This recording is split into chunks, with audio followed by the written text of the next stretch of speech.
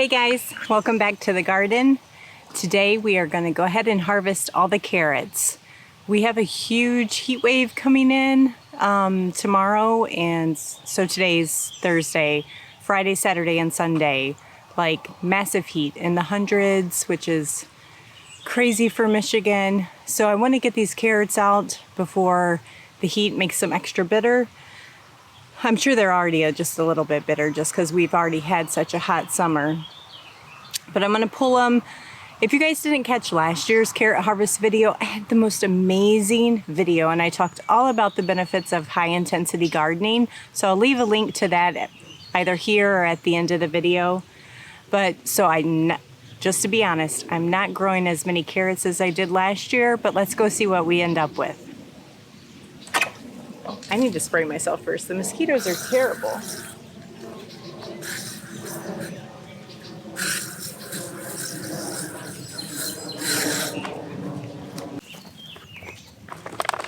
Okay, so this bed here and the bed behind it, it's half red onions and half carrots. You can kind of see this open area. I went ahead and started testing whether or not my carrots were ready to harvest, and I'm sure some are going to be small, but the majority of them will be the right size. So we're going to go ahead and pull them all out, and then I'm going to have all this space ready to prep for fall gardening.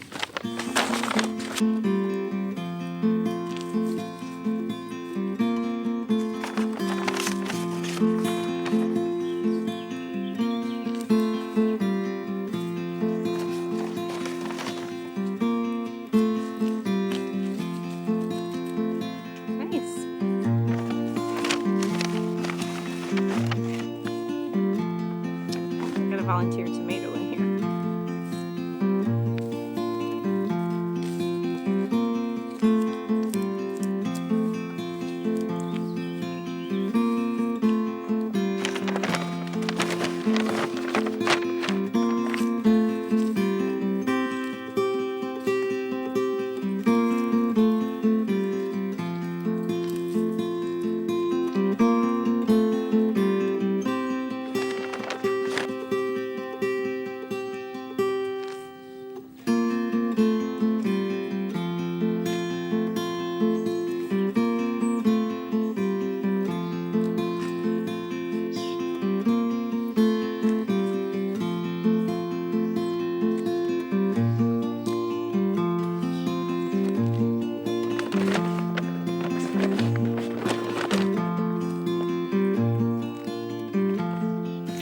Okay, before I get too far into where I'm going, I just wanted to show you that I know some people worry about spacing, but and I try to do a decent job. Like this is a really good example, but then you miss some spaces. But anyway, you can, so you're not always going to get it perfect. This might be a better example right back here. So you can really intensely plant them and get a lot. Nice carrot. Okay, well, can you guys see me? This whole bed is done. That's a full grocery sack. Of course, once I break all the stems off, it's not going to be that much. But the garden bed's cleared for here. I do have the nasturtium at the end and a tomato at that end. So what I'm going to do is I'm just going to amend this bed with some good compost and let it sit for a week, and then we'll come back through here and plant something. I'm not sure what yet.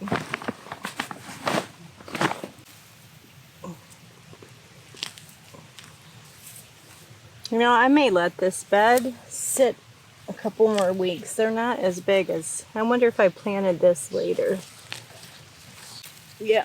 Okay, let me just, okay, real quick. So I think I'm going to let this bed stay at least 2 more weeks.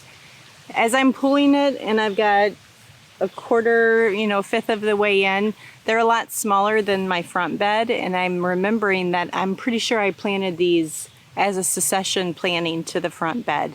So I think that they need more time. So I'm going to let them go a little bit more, and we'll just snack on these out of the refrigerator. But that's my half, anyway, of my 2019 intense carrot gardening. I didn't plant as much as I did last year, and that's okay because you guys know what? I still have tons down in the pantry. Got them all washed, clean. So I'm just gonna sit here and, oops, I always do that. I'm just gonna sit here and pop the tops. Get my bag out. And feed those to the chickens. I'll have to give them one final rinse in the house before I store them, but at least the major dirt's off. And anyway, hope you guys have great success where you are growing carrots. I know I've just always been lucky. I think raised bed gardening is certainly helpful because the soil stays loose, so they have plenty of room to grow.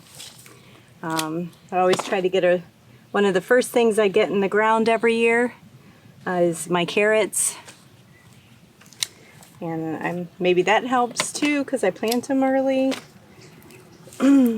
But I can't wait to eat them all winter long.